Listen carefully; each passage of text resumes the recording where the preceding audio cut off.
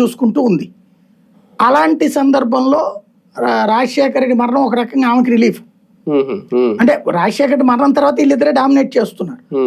చేసిన టైంలో వివేకానంద రెడ్డి ఒత్తిడి తగ్గింది. ముగ్గురు చేసేవాళ్ళు డామినేషన్ ఇంట్లో.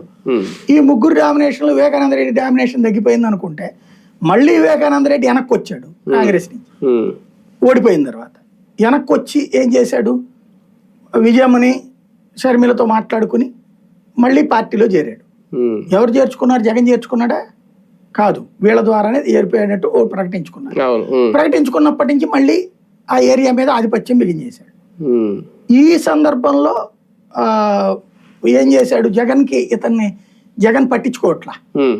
కడప ఎంపీ వివేకానంద రెడ్డి ఆశించాడు, జగన్ అవినాష్ రెడ్డికి ఇచ్చాడు. మళ్ళీ ఇచ్చాడు కాబట్టి ఆ టికెట్ తీసుకుందాం అనుకున్నాడు.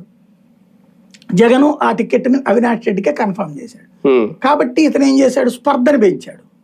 ఏది, మీరు తీసుకోవాలి, నువ్వు తీసుకోవాలి, లేకపోతే అమ్మాయి తీసుకోవాలి, మధ్యలో అతనికి ఎవడికి, అవినాష్ రెడ్డి ఎవడు, వాళ్ళ ఫ్యామిలీ కదా, మనకెందుకు తీసుకున్నట్టు, ఇట్లాగా ఈ కసి ఇక్కడ పెరిగింది.